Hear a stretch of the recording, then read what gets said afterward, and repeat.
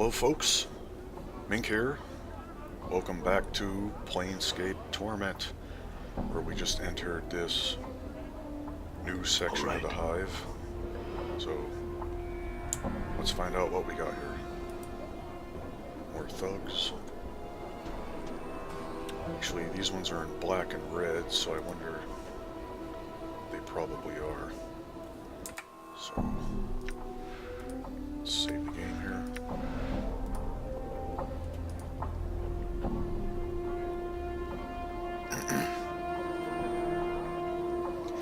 This heavy-set thug is swathed in rags dyed red and black. He looks like he is made almost purely of muscle. He glowers at you as you approach. Greetings. And how can I help you then, Governor? This man's face breaks into a sneer. Looks to me you need a healer.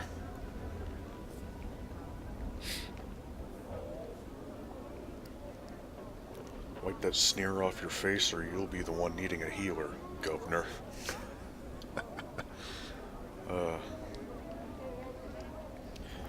You one of the ones who robbed the monk in the Hive, took his prayer bead necklace? Some sod with lines scrawled over his face, claimed he could have put us all in the dead book, yet lets us bob him blind. Bob. They bobbed him. The man gives a slow, toothless smile. Never even heard of such a sod, I haven't.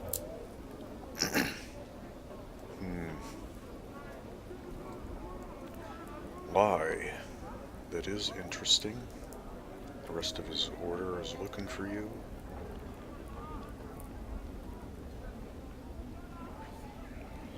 Perhaps we can come to an agreement. The necklace is of no value to anyone not of his order. Perhaps I could buy it.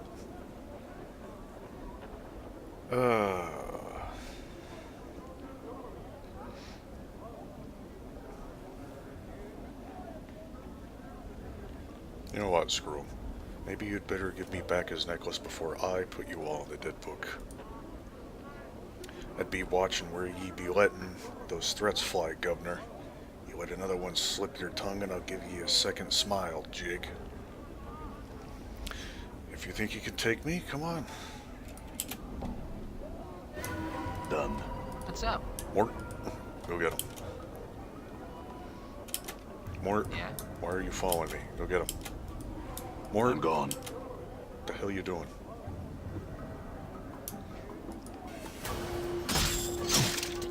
Damn it.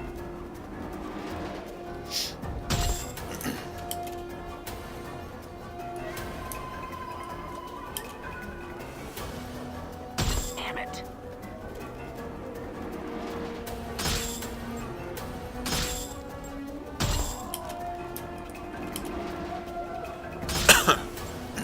Die. Oh, that was painless. Done. Knife, a dirty rat charm. I'm just gonna leave the knife. A knife and a rusty dagger. 10 copper, a battle axe. I'll leave that too. Prayer beads.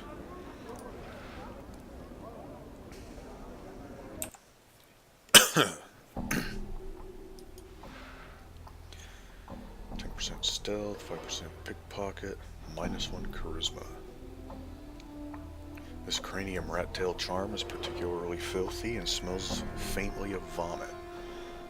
The tail is stiff like a wire and it can be bent into different shapes. It would almost make a great lockpick, except it is too thick. When this rank charm is consumed, the user temporarily becomes much stealthier and shiftier, giving them a greater chance of success with hiding in shadows and picking pockets. People viewing the charmed individual will detect something unsavory about him, however, reducing first impressions accordingly.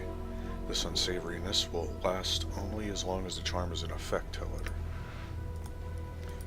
Or you can hold that. This is a necklace of red and black prayer beads. A web of black lines swirls around the edges of the prayer beads as you hold them, moving in some strange pattern you cannot decipher. Alright, so let's go back to Jim Bob and give him back his beads.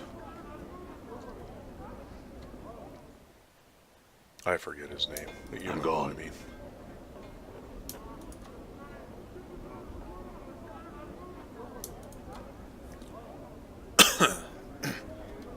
Actually, we have some, who is it that sells? This person?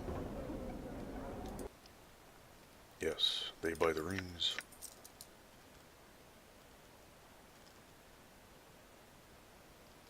I am gonna sell the Tome of Bone and Ash, because I'm assuming it was only useful for those guardians in the mortuary. I'm not 100% certain on that, but we'll risk it. Not that much more to buy it back, so.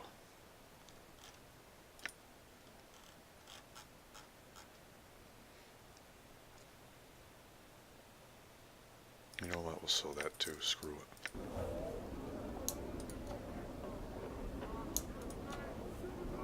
it. You two, come on. There you go. Hey, we're being watched, Chief. Just look natural. Casual.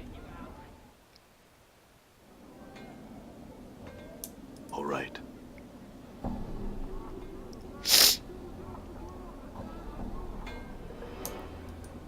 Oh, poor Ferran.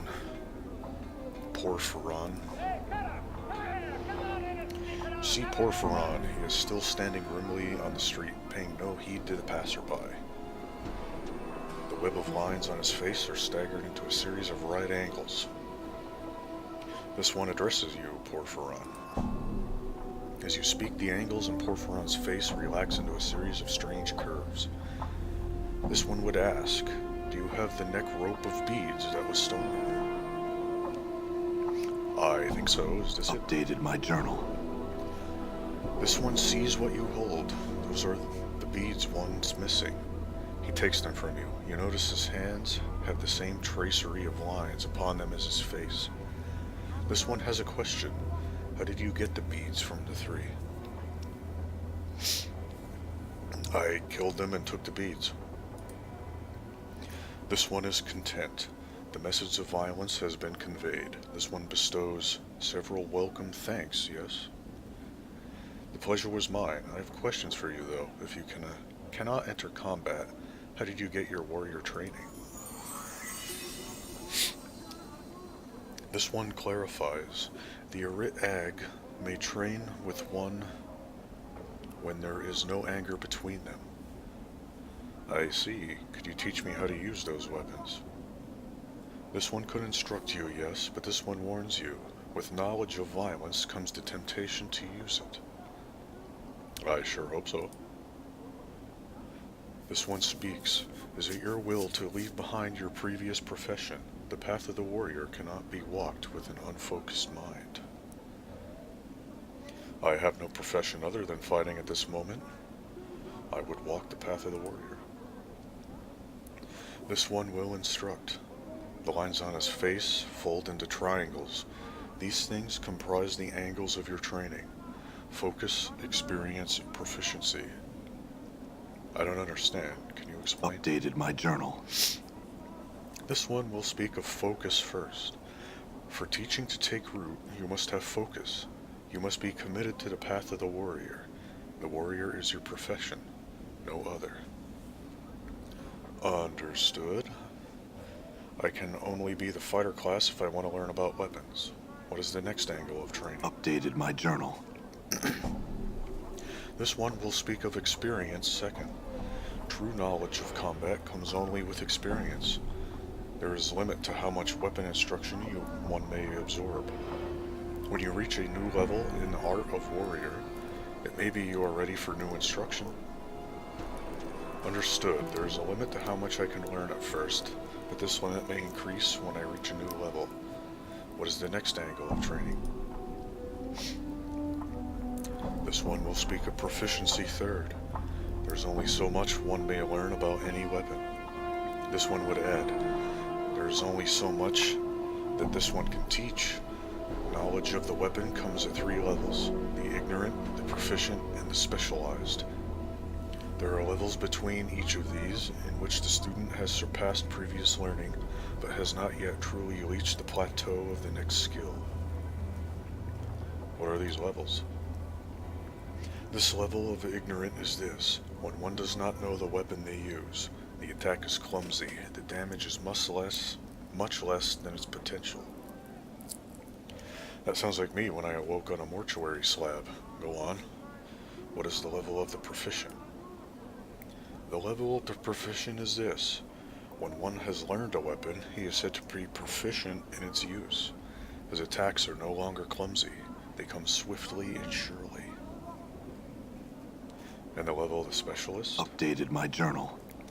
The level of the specialist is this: when one goes beyond proficiency, he becomes specialized in the use of a weapon. The weapon is no longer a tool, but extension of his will. Yeah, I added a few words in there to make it make more sense, but okay. Alright, I understand. What can you teach me of weapons? This one was trained in the hand, the blade, the stave, the hatchet, and the smiter. Of which would you know?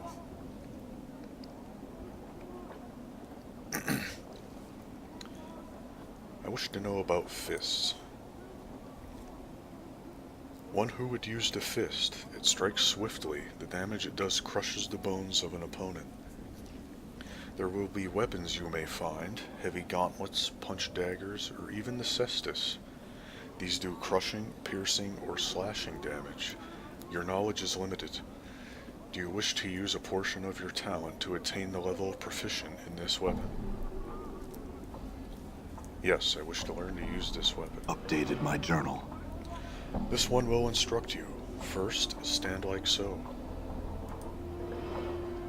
This one compliments you. The knowledge comes to you swiftly. You take instruction well. Thank you, it is all I wish to know today. What exactly did that do for us? Fist 2, edged 1. Okay. Wait, how many unused slots did that say? 2. Alright.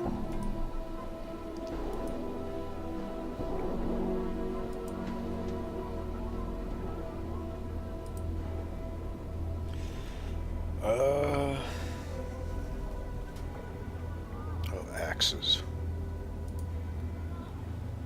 One who would use the axe. Its speed is not that of the club, but its damage is greater. It slashes like a great claw at the body of an opponent. Do you wish to use a portion of your talent to attain the level of proficient in this weapon? Yes, I wish to learn to use this weapon. Updated my journal. Blah blah blah. This one compliments you.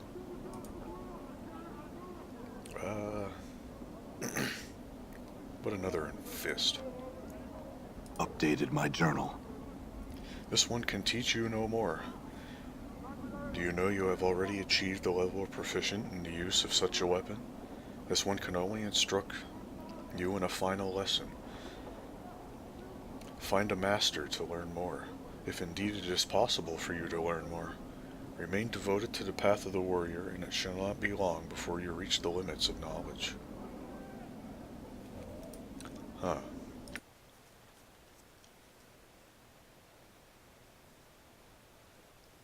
Okay, so he can only teach us up to 2, I'm assuming. Come on, Cutter. Let's have a look at her. She'll do what you'll do anything for you. So let's go with daggers. One who would use the dagger. It strikes swiftly. The damage it does is the slash of a claw or the piercing like a needle. The damage is determined by the type of dagger. Do you wish to use a portion of your talent to attain the level of proficient in this weapon? Updated my journal. Blah blah blah. This one compliments you. This one sees your mind is already filled to the limit with knowledge of weapons. Will you come to me again when you obtained a new level? Then this one will teach you of weapons. Updated my journal.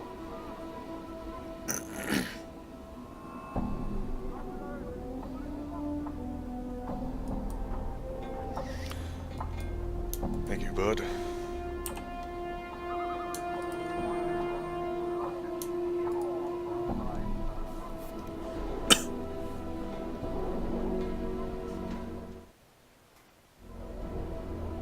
I'm gone.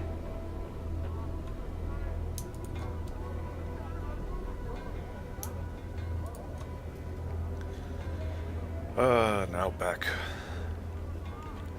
to where we were going. Again. Come on off with you there, let's go.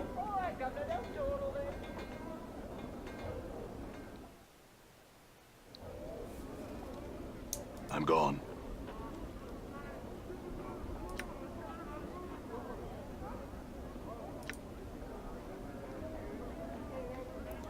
Another Gitzerai, drunk, Hive thugs.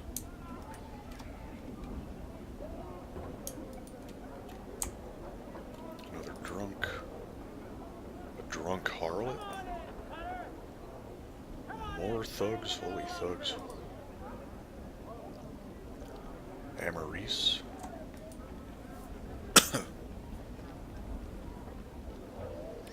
You see a young woman dressed in a tight leather bodice and leggings. She smells faintly of cheap perfume, and her face, though pretty, is painted with garish makeup. She smiles coyly as she sees you. Seeking some company, love? No, but I had some questions. Sorry, love, I don't stand here to answer the questions of passerby. Sure you want like a little company, no thanks.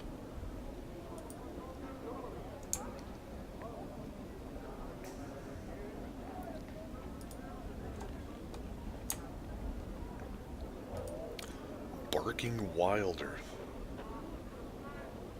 Hey, July. Aroo, werewolves, London. You see a thin man with stained clothes, a hooked nose, and two stubby horns jutting from his forehead. He is stumbling about and muttering to himself. He stinks of brine, vomit, and cheap wine. Greetings. Eh? The man squints blearily at you. What is it, what? Are you J-Li? If so, Craddock needs you back at the marketplace. Craddock? The man's eyes widen. Ah, Craddock. Me Genri's boss. Well, you can tell him this. He can pike off, and that he's a filthy dog, a cur of the lowest sort, and J-Li's not a-working for him anymore. He jabs you with his finger. Tell him that. I'll tell him. Farewell.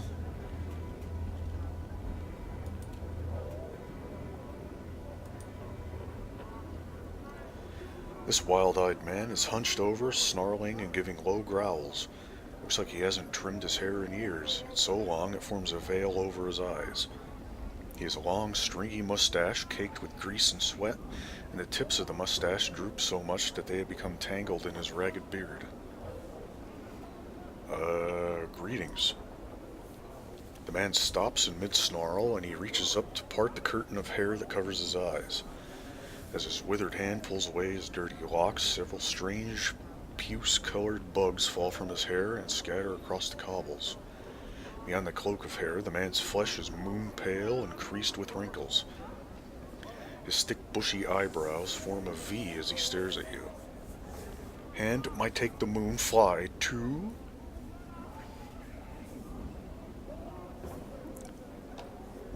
Take your hand and fly to the moon? Not today, my friend. The man frowns, but his eyebrows tilt upwards in a reverse V, creating a bizarre expression. You have no idea how he accomplished the facial expression, but it makes you uncomfortable watching the muscles beneath his face shift into a new pattern. You can't tell whether he's angry, curious, both, or neither. Singed speak a man answers prefer a wood woman heart.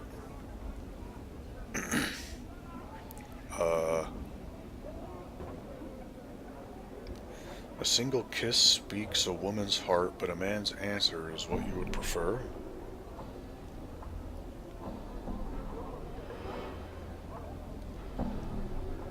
Very well then, but know this. My answer is a question, and an answer from you is what I would prefer. The man seems mesmerized by your voice. With every word you speak, a light flickers in his eyes. Barking wilder am I am, a wanting asking may you may?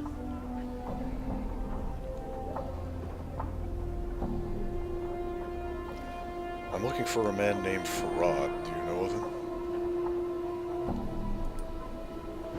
Barking Wilder shrugs, then responds in a sing-song voice. Fair odd, not fair, not odd, lost not, help not. He growls to himself as if to clear his throat. Maybe you lose him first, then ask me, then fair odds it will be. To lose him, I'd have to find him first. I had some other questions. He claps his hands delightedly like a child at a festival, then gives a howling shout. Question! Question! Do not shun this question. Who or what are you? Chaos! He stutters out the word as if having difficulty getting his tongue around it. Some say Zausitex. I say Estect Isoaks. Chaos men. Men no, nem no, men yes. 3 no's make a yes. He hunches down on his knees and begins to rock back and forth, singing in a childlike soprano. Chaos man, hop along home, a faction it is, yet we are alone.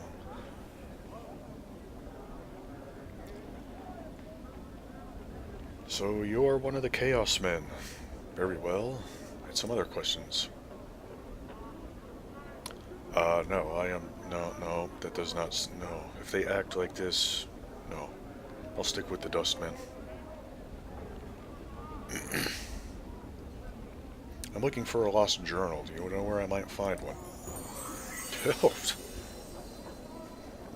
He frowns, squints his eyes shut, then opens them back up. When he speaks again, his voice is level and straightforward. It's like a different, saner person is speaking. The effect is eerie. More than one lost, more than one must you find. Each part of you had one, so more than one must you find. He blinks and shakes his head for a moment as if surprised at himself, then chuckles uneasily. Can you tell me where at least one of them is? Updated my journal. He looks like he is about to object, and then suddenly his left fist comes up and smacks him in the temple. He howls in response, then suddenly stops, blinking. One is in a cupboard in your guest room in the Hall of the Sensates. And another is on the walls of a tomb sealed deep beneath the city where the stones weep. The others are... Before he can finish, his right fist comes up and smashes him in the face, causing him to yowl again. He blinks and shakes his head for a moment as if surprised at himself, then smiles uneasily.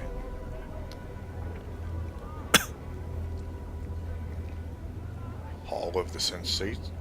Where's that? Barking Wilder holds up his hands. He doesn't seem to recall what he just said. You said one was in a sarcophagus beneath the city. Where? Barking Wilder looks frightened for a moment, then points upwards with a hopeful expression. There? He gulps. He doesn't seem to know, and for some reason you believe him.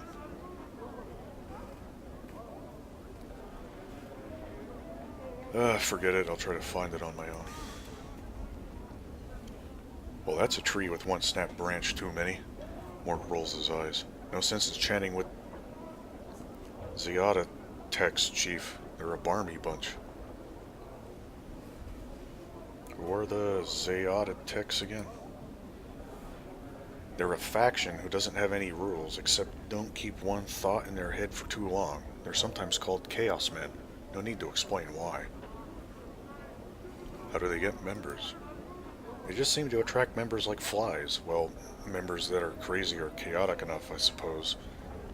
I don't think they have any recruiters, though you really can't say anything about them for sure. I see.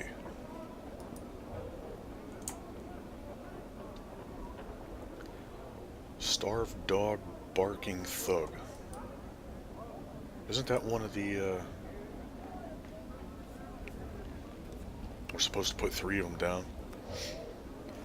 This wild-eyed man is hunched over, barking and howling at the top of his lungs.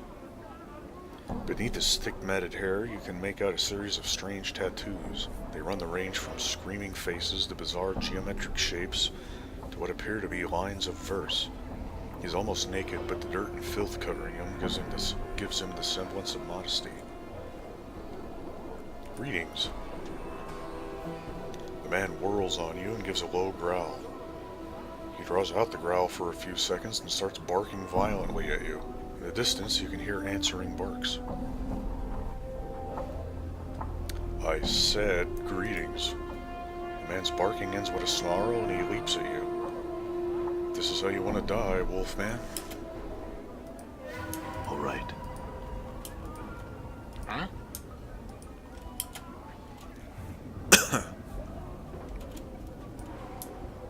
I'm gone.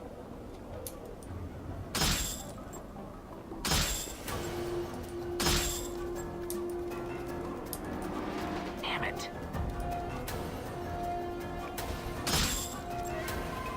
Of course he hit me. Done. That's J-Line. White oval with a black lightning bolt through it is inscribed on the keystone of the entrance to this building. Yeah, we'll go in there later.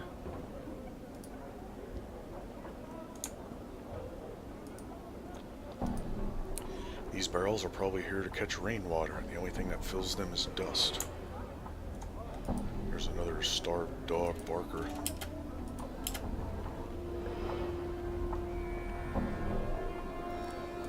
Greetings, greetings. I'm gone. What?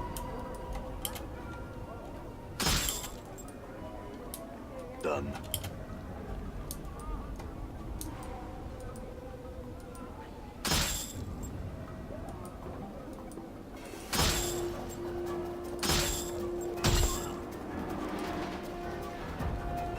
Hey, they're worth more experience than the normal thug.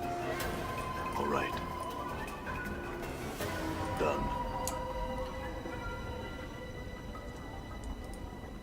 This ash-covered tree looks like it has suffered greatly since being transplanted here.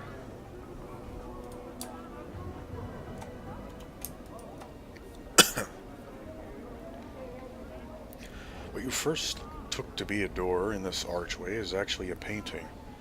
The artist has made use of the shadows of the overhanging arch and some subtle texturing effects to give the door the illusion of substance.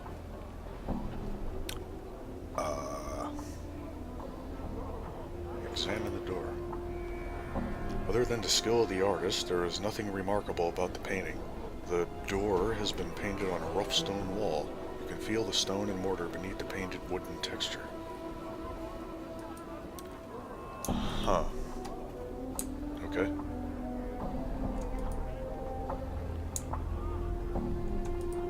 This ash... we heard that already. Mourns-For-Trees.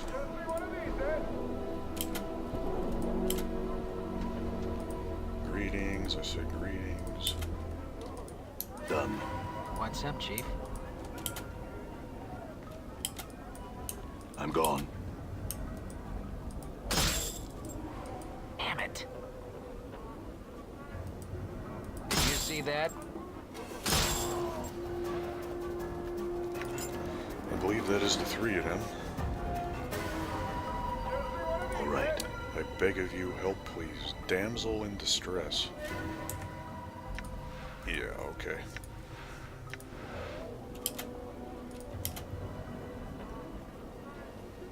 You see a pretty young woman. Her hair is in disarray and the bodice of her dress is torn. She looks about in desperation and then notices you. Greetings. She runs up to you and grabs your arm. You notice the front of her dress is stained with blood. Help me, Cutter, please. They're killing my sister. She begins to tug on your arm. Who? She looks around wildly. This drunken man who followed us from one of the taverns. We thought he meant no harm. Please, Cutter, there's no more time. Help us.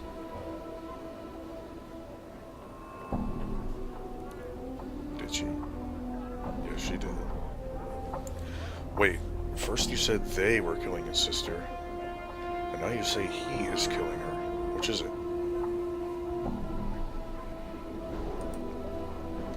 She stares at you, unsure what to say. I'm distraught. I made a mistake. She glances at the blood that stains her dress. Please help me, Cutter. Examine the blood on her dress. You glance down at her dress and look at the blood. Although it does appear to be real, it has completely dried. It must be hours old. That blood is hours old. What are you up to? You can see her eyes flick to the blood stains and then back to you. You think you can hear a hint of nervousness in her voice. You are mistaken, Cutter. Please help me. My sister lies there while we tarry.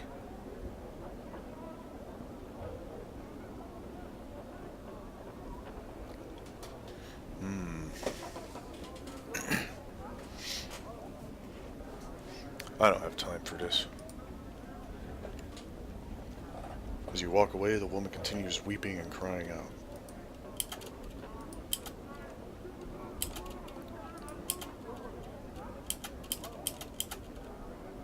Just see one of these, Ed.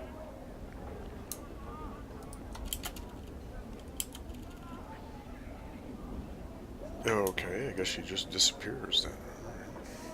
Whatever. Just see one of these, Ed. Hello, Mr. the Trees. You see a tired-looking, sorrowful old man who is gazing at the ash-dead tree in front of him. He's mumbling to himself and tapping his chin as if trying to figure something out. Occasionally, he shakes his head sadly. Greetings? He seems momentarily startled as you interrupt his train of thought.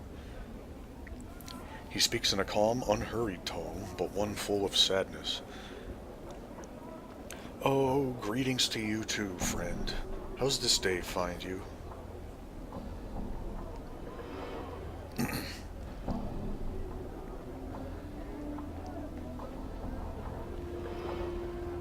Does it matter?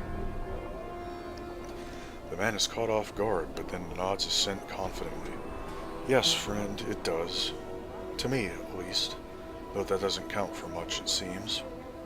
He seems about to turn back to the tree.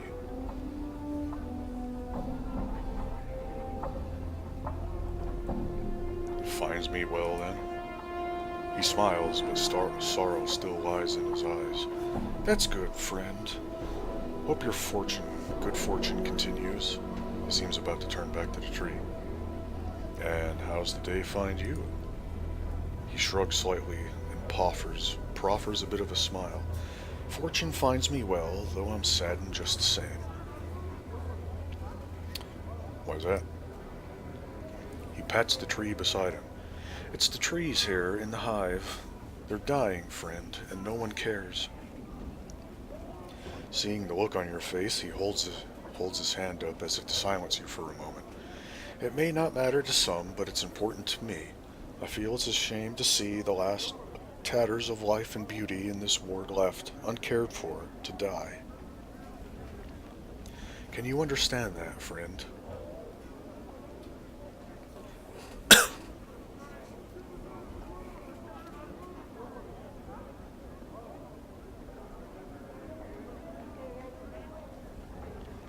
No, all things die in time. Why concern yourself with the when and how? He sighs. I expected that, no different from the others. Just lead me to my thoughts, will you?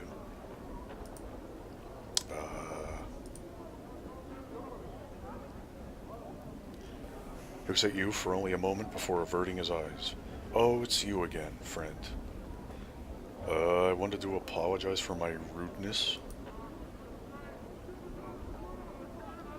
I'll accept your apology, friend. Did you have questions for me? Sure. Who are you? I am called Mourns-For-Trees by the people here, friend. Gee, I wonder, why is that? That's the tree beside him, it's the trees. We've already been through this. Yes, you're right, it's a sad thing. Seems surprised and blurts out, really? Oh, I mean, wonderful. Perhaps you would... He pauses and seems suddenly suspicious. He recomposes himself, speaking in his usual slow manner.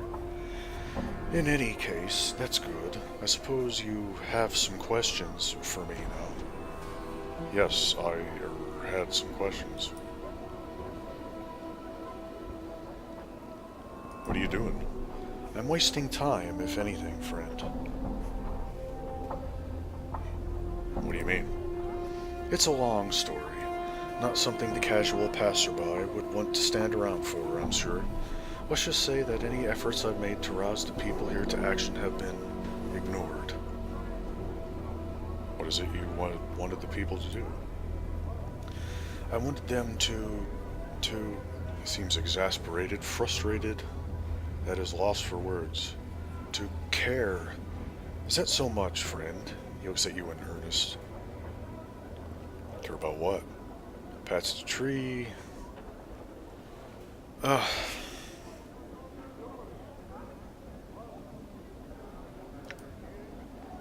Yes, I had some questions.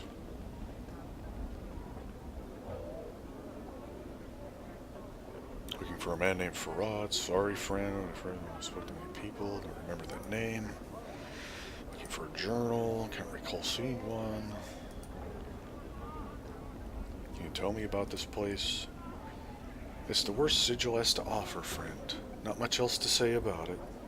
He smiles sadly.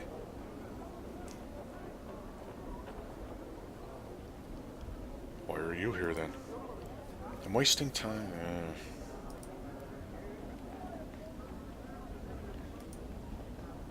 What if I was looking for work? In the Hive? Unless you're a thief, I doubt you'll find any. You could always gather corpses and haul them to the mortuary gates if you're that desperate. I hear the dustmen pay a pittance for them there, in an effort to keep the Hive streets and alleyways from becoming even more foul.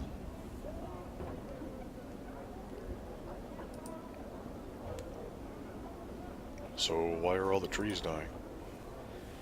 Just look at your surroundings, friend. Can you imagine anything having an easy life here? And besides the wretched conditions, the Dabus rarely come to this part of Sigil. Why is that? The Hive's a dangerous place, but that's not it.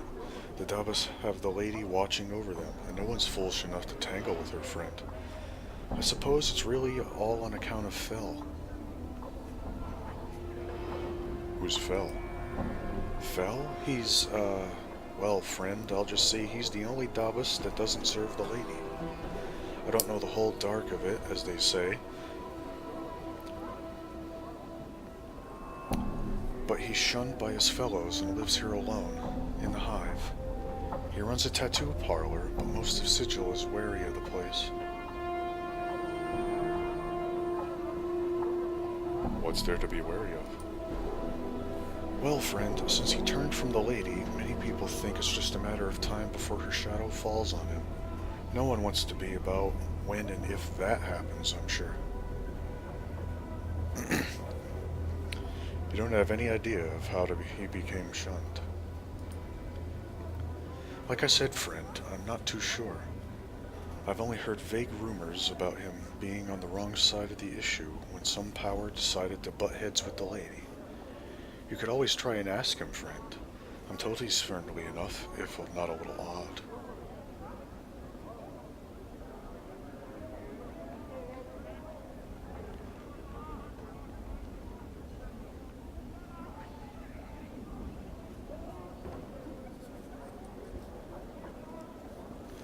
Some power. A deity, friend? A god? Normally the lady has no problems with the likes of them. as she keeps their lot out of Sigil entirely. His name was Eoskar, but I don't know much else about the affair. His name was? The man nods gravely. As I understand it, the lady destroyed him. I won't forget that, if you were to ever consider messing about with her or her servants.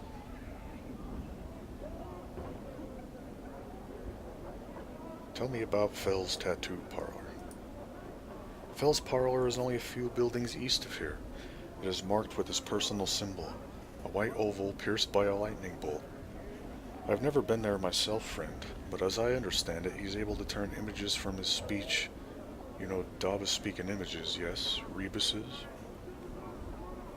Yes, go on. He nods. So he's somehow able to turn images from his speech into tattoos, and not just ordinary inkings either. I'm told there's magic about them, and more than just in their making. I don't know much else about it, though.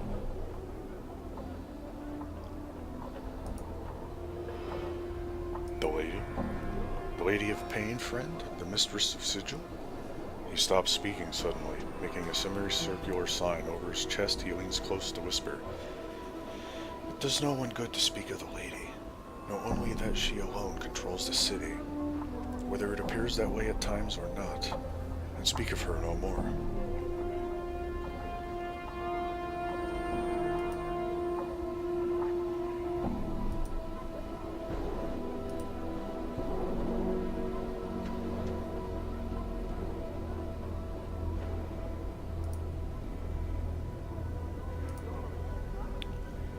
Wasting time, wasting what people do, care about what.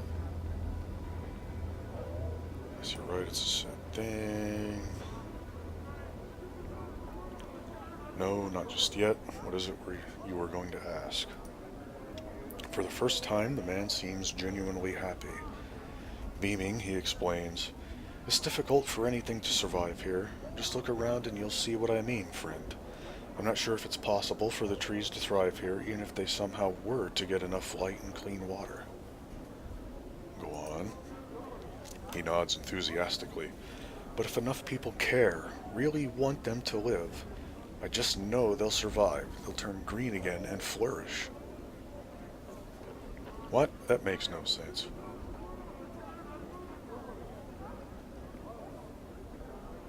You could be right, maybe. I am right, I'm certain of it.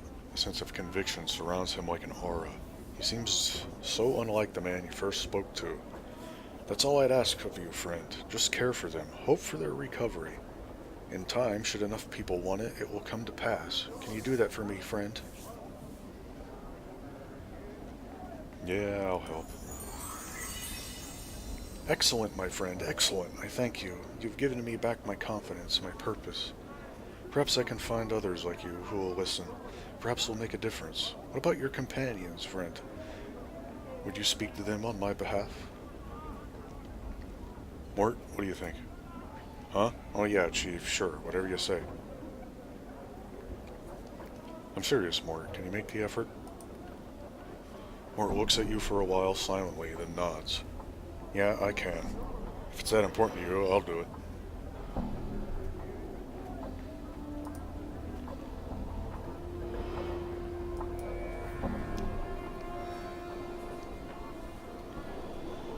Okay, so now we need to find people who worship trees, which I guess is our companions. Bunch of tree-hugging hippies.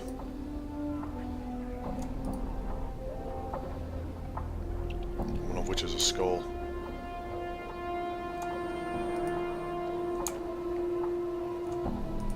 We got a thingamabob over here. See you later, thug. All right.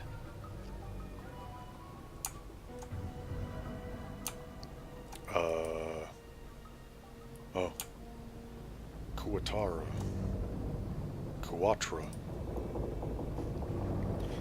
Moving from box to box, this man seems to be totally immersed in counting boxes and scribbling results down on a piece of parchment. He looks annoyed as you interrupt him. What is it now? Can't you see I'm busy taking inventory? Go bother someone else. I was told to deliver this box to you. Well, why didn't you say so in the first place? Let's see what you got for me. I'm sure it'll need to be inventoried. Mar told me to give this to you. As you hold the box out for him to take, Kawatra's expression turns from one of interest to that of intense horror. No, please, get it away from me. I don't understand. Why are you afraid of this box? I said, get back. Death, evil, had to dupe Mar. Couldn't take it anymore. Please, take to Braskin. Live southwest. Hive, me, no. Apparently the sight of the box is just too much for him as he runs screaming from the building. Wait, what am I supposed to do with? Updated my journal.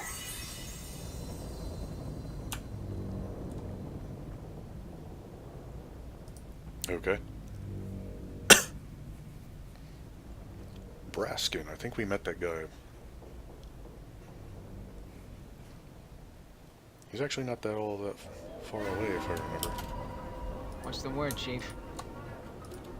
All right. Holy thugs. What's up? Yeah?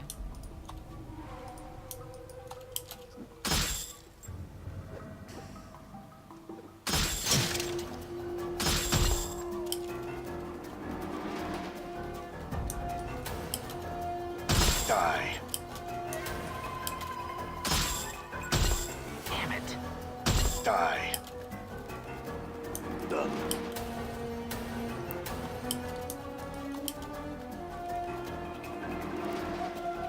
Get back here, punk. You were gonna die. Yeah.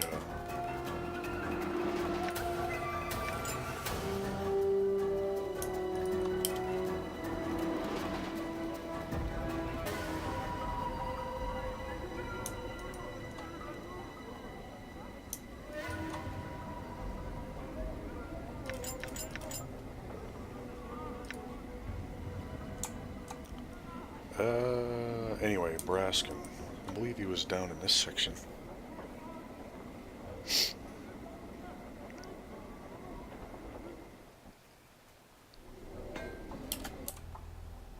Yes.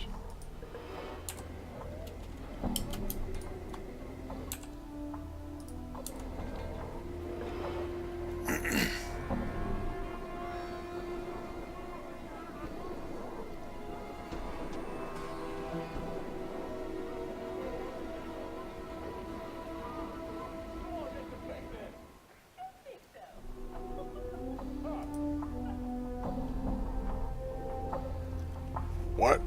You again? Unless you have some business with me, I suggest you leave my house immediately. I was told to deliver this box into your care. Well, why didn't you say so? So, hand it over and you can be on your way. As you present the box to Braskin, his expression changes from one of anticipation to that of amusement. Whoa there, I won't fall for that trick a second time. Put that thing away and leave. I don't understand. Why won't anyone take this box? First Quatra, and now you. Did you say Quatra? Raskin lets out a great bellow of laughter. Why, that's the fellow who bought the box off me. I thought he got the best of me when he bought it. I guess he figured the gem alone was more than worth the price he paid me for. He paid me. Poor fellow didn't realize what he'd gotten himself into until it was too late. Just what's so horrible about this box? You mean you really don't know anything about that box you're holding? Well, I guess it won't hurt to tell you what I know. First off, so you don't get any ideas in your head, the curse on that box only affects the current owner of the box, and to be the owner of the box, you have to willingly take possession of it. There goes the idea of just leaving the box for someone else to find. So, what's in the box? Now that's a good question. The box hasn't been around in the Hive since anyone can remember. There are many rumors flying about. As you can imagine, over time the truth seems to have warped a little bit further with each retelling of the story. Go on. I've heard many a story about that box, and they all seem to have a recurring theme. The name given to that foul thing is Morador's box, and the owner of the box will die should he or anyone else open it. As to the contents, who knows? Some say it's an ancient dragon, while others say it's the evil soul of Morador himself. I cannot tell for sure, but just by looking at it, any soul can tell it's something evil, and one would have to be a fool to open it. What am I supposed to do with it? I would suggest you go see Shalandra. She lives in the northeastern region of the Hive. It was from her that I won the box. Who knows, maybe she'll have more knowledge of what to do with it, or you can find some other clueless brick to take it off your hands. It's up to you. I wish you luck. Updated my journal. Okay.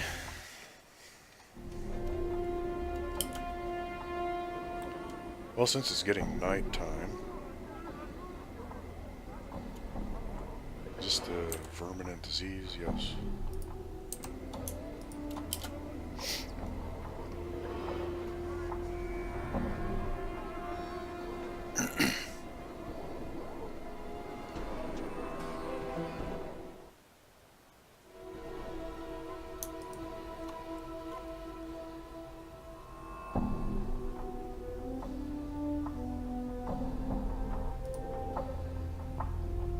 How did someone as illustrious as you end up in such a place? Well, it's quite an epic tale. You see, I was born here in Sigil.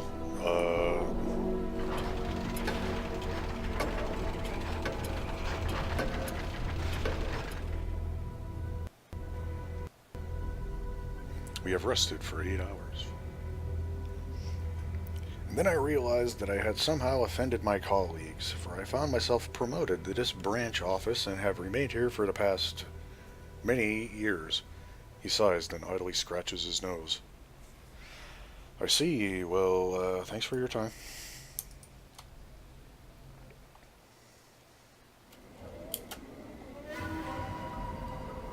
Huh?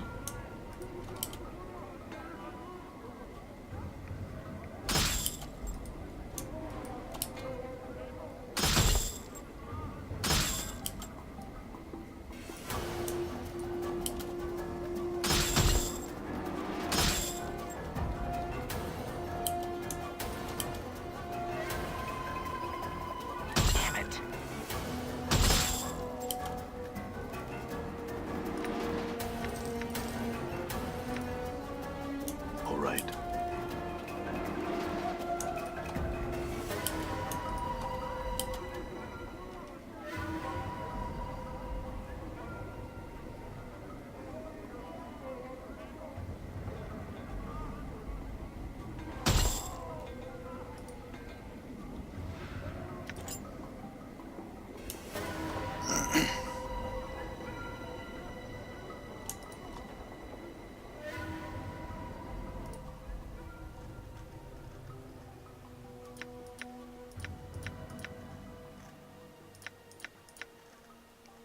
I don't remember picking up that many rings.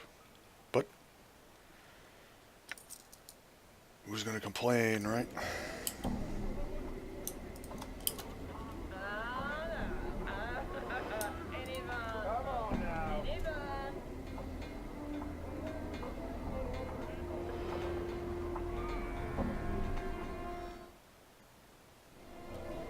I'm gone. And I believe that is everything around there, maybe? Maybe? Is there something else up here?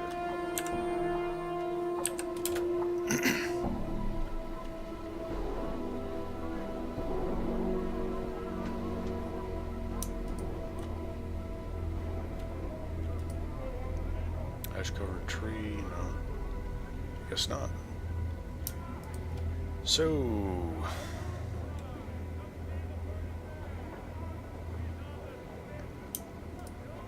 before we go in there, Scratched above the doorway are the words Smoldering Corpse Bar.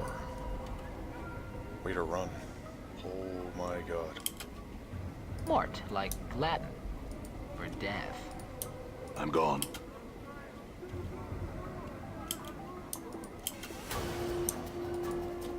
I'll hit him.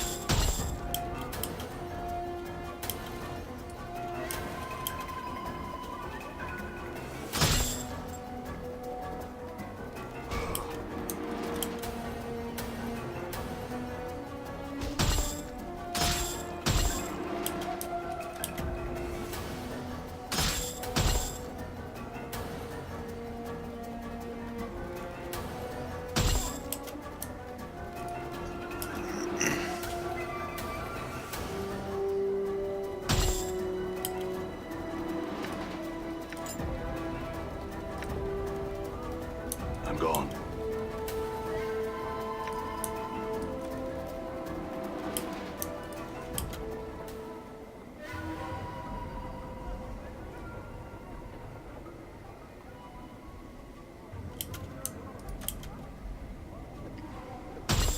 Damn it.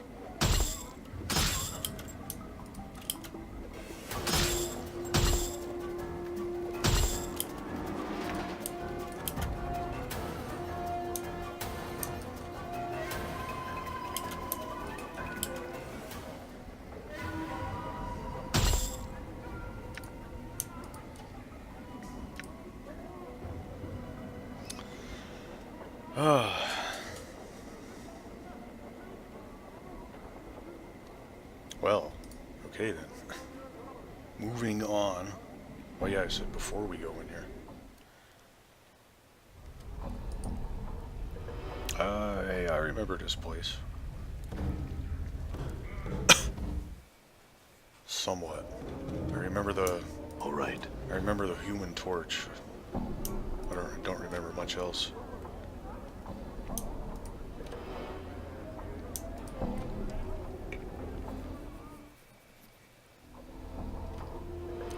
Fell's Tattoo Parlor. This design seems to be of a shadow casting a shadow. The silhouette of the shadow makes it unclear whether it is a man or a woman. A burning skull has been inscribed on this wall. Two symbols of duality flank it. A pattern of barbed black branches have been inscribed on this wall.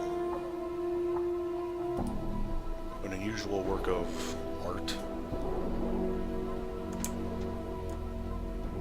All right.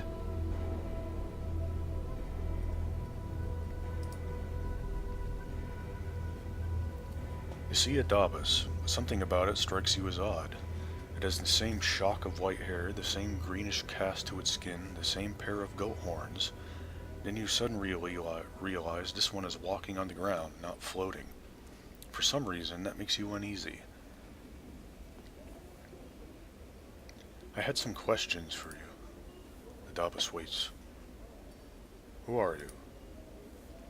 As you are about to ask, you suddenly realize you already know the Dabas' name. His name is Fell. As if in response, the Dabas inclines its head slightly, and a lone symbol appears above its head. It is blurry at first, then resolves into a white oval with a black lightning bolt through it. I feel like I know you, Fell. Fell bows reverently, and a stream of symbols swirl about his head, rotating clockwise, then counterclockwise. It takes you a moment to translate. This is the first time, and not the first time, you have come to this place. You know who I am. Another series of symbols materialize quickly and sharply into focus above the Fell's head. The translation comes to you just as quickly and sharply as the symbols themselves, and as if you have translated the exact same string many times before. Yes, but I am not permitted to tell your story. Why not? Updated my journal. For a moment, there is no response from Fell, then a stream of rebuses appear, as if trickling out of Fell's mind. My apologies. I cannot change the nature of a man.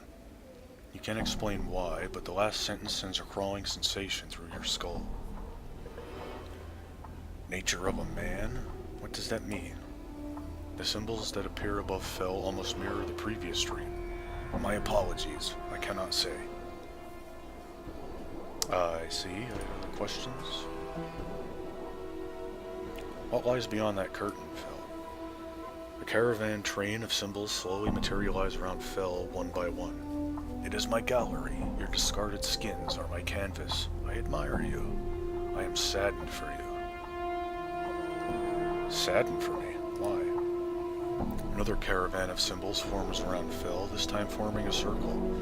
The mark of torment lies upon your flesh. Tragedies and loss have built themselves upon it, like stones upon a foundation. You have endured great pain. What do you mean?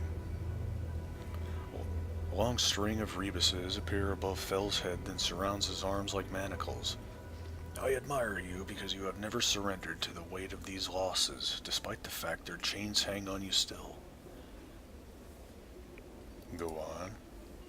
A long string of rebuses appears above Fel's head, then falls, covering him like a cloak. These losses blanket this life and all of your past ones. You shed lives like a molting serpent.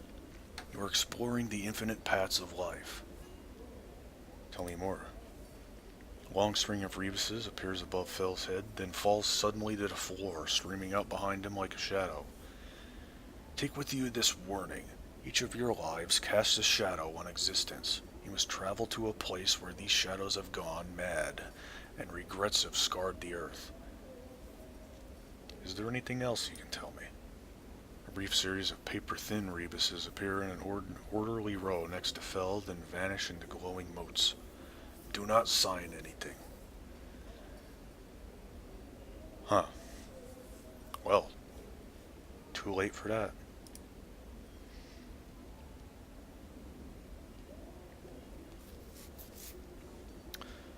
You say we've met before, Fel. Do you know how I died?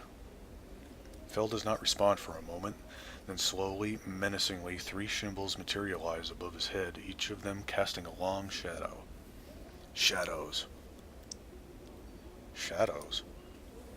3 symbols swirl about each other, each leaving a faint black, misty trail about them. They take on a ragged edge like teeth and talons and multiply. Where there were 3, there is 9. 9 becomes 27, until the room is a swarm of shadows. Many shadows. They streamed from the darkness, swarmed you, then left you to die. Why? The shadowed symbols swirl into one, then dissolve, and replaced with a simple symbol. I do not know.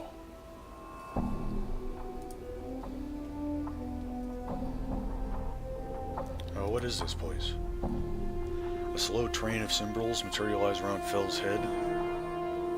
The symbols take on several moments to resolve, starting with simple lines, then fleshing themselves out into breathtaking colors. This is where I tattoo color and life upon flesh and bone. Can I see what tattoos you have? And we can buy tattoos. Tattoo of Dreams of Essenon.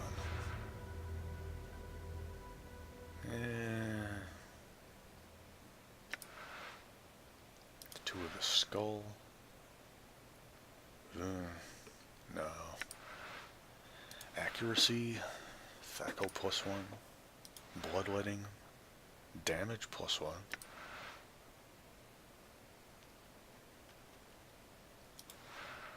+1 strength.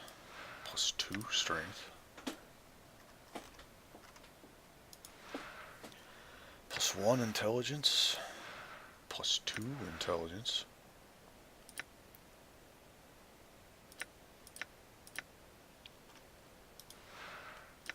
Wisdom. 2 wisdom. Dexterity. +2 dexterity. Usable only by thieves. Whereas this one is not. Constitution. Only by fighters. Charisma. Does that mean the Usable only by mages, okay.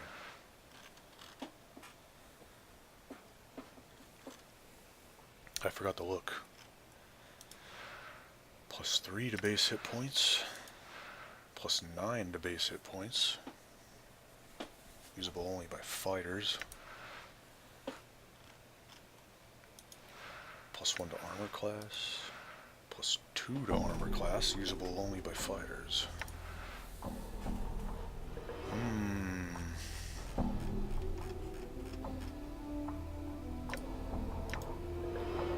Well, our armor class is at 10 right now, which is awful. Just downright awful. Mort, can you translate? I'd sooner be straying through a Tanari's bowels than unravel what these goat heads trying to say. You want a translator? Find a sigil native.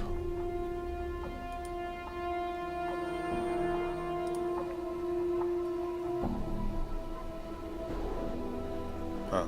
Can you tell me anything about these tattoos on my body? Fel studies your body for a moment, walking around you. He mirrors each symbol as he examines it, then returns to face you. I know them. None are by my hand. Can you tell me about some of them? Fel nods, symbols appearing around him like fireflies. The ones upon your back were scribed but with a careful hand and are directions for a mind that forgets itself. The symbol that lies upon your left shoulder is the mark of Torment. Torment? The symbol sharpens, gaining edges that are almost painful to your eyes. It is Torment. It is that which draws all tormented souls to you. Fel nods at your left arm, at your shoulder. The flesh knows where it suffers, even when the mind has forgotten, and so you wear the rune always.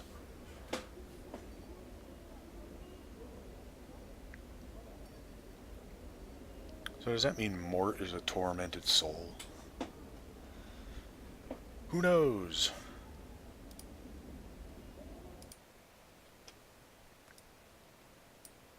So, I mean, +1 armor, that's not really all that good. But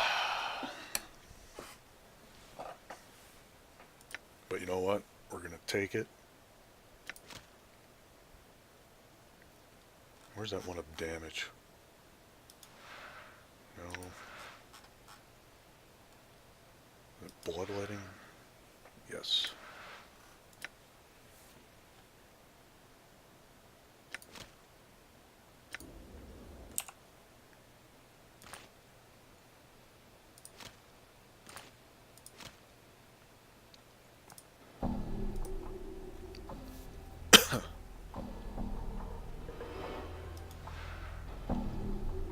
Oh yeah, +1 luck temporarily.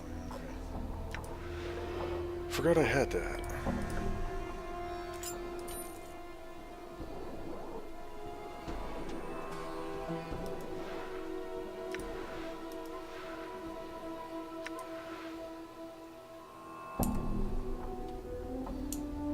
Well, see you later, Phil. I'm gone.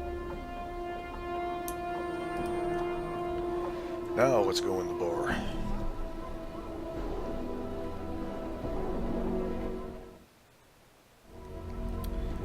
And with that, we are going to call this an episode. We will talk to the patrons of the Smoldering Corpse Bar next time. Until then, this is Mink. Farewell.